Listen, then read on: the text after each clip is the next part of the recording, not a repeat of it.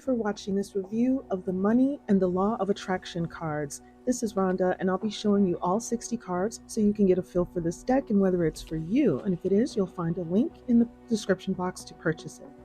Let's get started.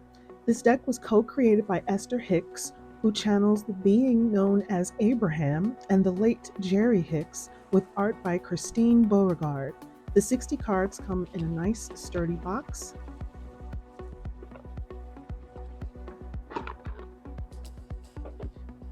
The cards are a nice weight and thickness with semi-glossy finishing on both sides. So these cards are not marketed as affirmation cards or even oracle cards, but each card does have an affirmation on the front. And since there is no guidebook, there's an in-depth, informative message on the back of each card about that aspect of using the law of attraction to manifest money or releasing blockages that prevent us from doing so.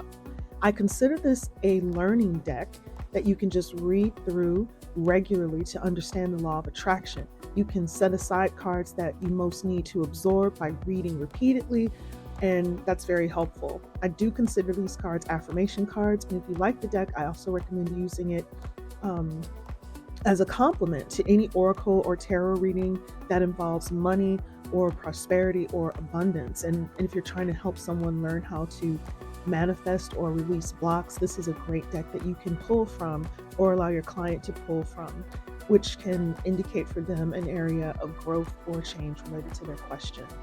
So let's have a look at each card. This is the backs of the cards have this message about this length, and then there's an image and a message on the front with a number right at the top of the cards. I'm going to read the backs of just a few of the cards so you can get a feel for the in-depth information, but we won't have time to look at all of them.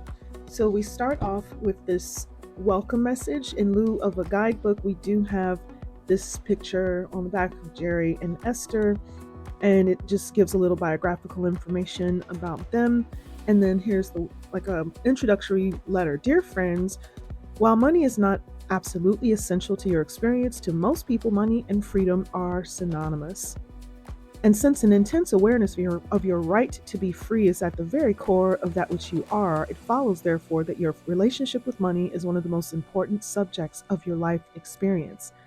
And so, it is no wonder that you have such strong feelings about the subject of money. It is our expectation that as you ponder these cards every day, a new point of attraction will begin to be activated within you, bringing not only more money into your experience, but evidence of your absolute freedom as well. Our love, Esther and Jerry. Okay, now let's have a look at the cards. And again, I'm going to read the back of just a couple of these. My life story and the law of attraction. I will tell my story as I want it to be. Whatever I desire, I can acquire. I think that's one of the ones we want to look at the back of. The eternal laws of the universe steadily hold the promise of expansion and joy. Understanding the laws will reawaken within you the knowledge of your purpose and your own personal power as you remember how to access the power of the universe that creates worlds. If this time-space reality has within it the ability to inspire a desire within you, it is absolute that this time-space reality has the ability to yield you a full and satisfying manifestation of that same desire. It is law. If you ever listen to Esther Hicks, that italic part at the bottom sounds exactly like what comes out of her mouth when she's channeling Abraham. Card number 4, achieving success is my natural birthright. My every story is attracting its vibrational match. Every thought that you think is vibrating at a very personal frequency, and by the powerful law of attraction, the essence of that which is like unto itself is drawn.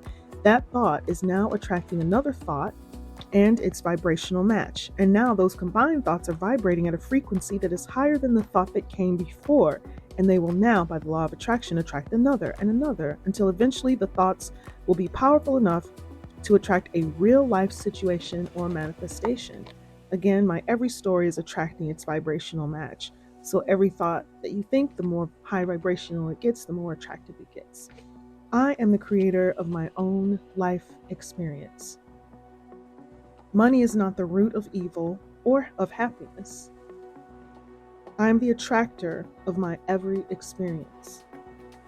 You are meant to live an expansive, exhilarating, and good-feeling life. It was your plan when you made the decision to become focused in your physical body in this space-time reality. You were born knowing that you are a powerful being, that you are good, that you are the creator of your experience, and that the law of attraction, the essence of that which is like unto itself is drawn, is the basis of the universe, and you knew it would serve you well, and so it has.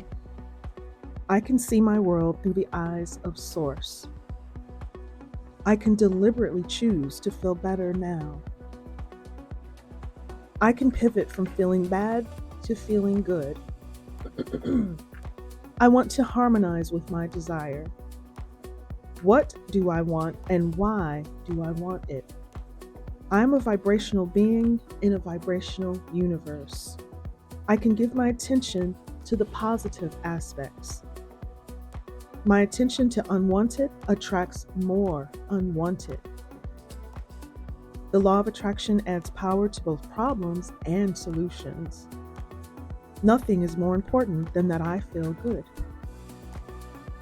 The better it gets, the better it gets. I can pivot under any and all conditions. What if everything was always working out for me? The subject of money is really two subjects. Let's find out what those two subjects are. The subject of money is really two subjects. One, money, plenty of money, and two, absence of money, not nearly enough money. Often, people assume that because they are speaking the words, I want more money, they are speaking positively about money. When you are feeling fear or discomfort as you speak, you are not speaking of the subject of money, you are speaking of the subject of not enough money. And the difference is very important because the first subject brings money and the second holds it away. This is a very important card. This is at the essence of the law of attraction. I am becoming more aware of my feelings about money.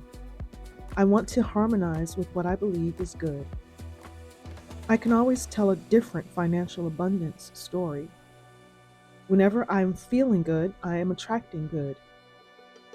I will praise success wherever I see it. I am developing the skill to direct my thoughts. I do not need to have money to attract money. I do not need to have money to attract money. It comes not by magic, but by universal law. I can have money and freedom too. My attention to it invites the essence of it. Anything you are giving your attention to is an invitation to the essence of it. Saying, I want money, but it will not come, is the same thing as saying, come to me, absence of money, which I do not want. When you are thinking of money in the way that will make it come to you, you are always feeling good. When you are thinking of money in the way that keeps it from coming to you, you always feel bad. That is how you know the difference. I have control over the thoughts I think. My financial success does not require hard work. Money isn't everything, but let's see what else. You are right when you think money isn't everything. You certainly do not need money to have joy in your experience, but in your society, where so much of what you live is tied to money in some way, most of you associate money with freedom. And since freedom is a basic tenet of your being, then coming into alignment with money will help you establish a balanced footing that will be of value to you in all other aspects of your experience. There is no shortage of money or time. I can't tell stories of shortage and experiences of abundance. The better my story gets, the better my life gets. The law of attraction responds to my vibration. I can set my own standards for financial well-being. The physical me is materialized spirit. My what is need not influence my what is becoming. Rather than complaining, I will focus on positive aspects. I can make a career of living happily ever after. It is not my role to make others happy.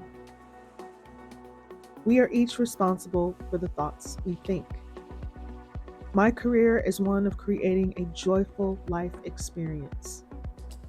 My life is as good as I allow it to be. I am always receiving the essence of what I am giving. Welcome to planet Earth. You are here to seek joy. I can follow the trails of good feeling thoughts. In my appreciation, I allow myself to receive wonderful things. Appreciation and love are identical vibrations. Appreciation and gratitude are different vibrational states. When you feel gratitude, often you are looking at a difficulty that you have overcome, but there is still some of that struggle vibration present. The state of appreciation is seeing whatever you are looking at through the eyes of Source.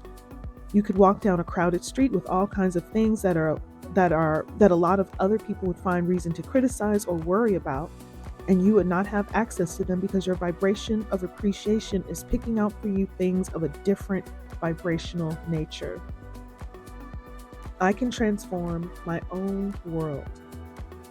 Make lists of positive aspects. Make lists of things you love and never complain about anything. And as you use those things that shine bright and make you feel good as your excuse to give your attention and be who you are, you will tune to who you are, and the whole world will begin to transform before your eyes.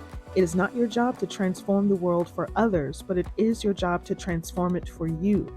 A state of appreciation is pure connection to Source where there is no perception of lack. Shortage of time or money are perpetual. Shortages of time or money are perpetual.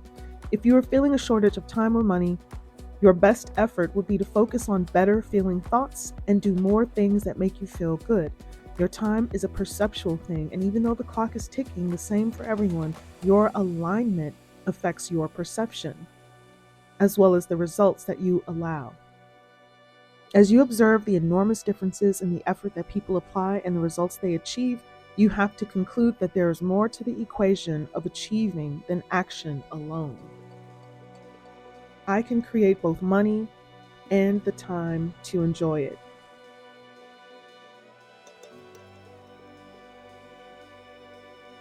I can earn money by doing what I love to do. As you practice your more positive, better feeling story, in time your pleasure will become the dominant vibration within you. And then, as you couple your pleasure with your means of earning, the two will blend perfectly and enhance each other. There is no better way to earn money than to do the things you love to do. Money can flow into your experience through endless avenues. It is not the choice of the craft that limits the money that flows, but only your attitude toward money. Life is always working out for me. The story I tell is the basis of my life. This is card number 60, the last card in the deck. There is no right or wrong way to tell your improved story. It can be about your past, present, or future experiences. The only criterion that is important is that you be conscious of your intent to tell a better feeling, improved version of your story. Telling many good feeling short stories throughout your day will change your point of attraction. Just remember that the story you tell is the basis for your life. So tell it the way you want it to be. So that is it. If you enjoyed this deck, follow the link in the description box to get yourself a copy. And if you like this review, please do share it with friends and followers and leave a comment, hit the like, subscribe, and notification buttons, and check out my other videos. Thank you so much for watching Deck Obsessed. Have a beautiful day. See you next time.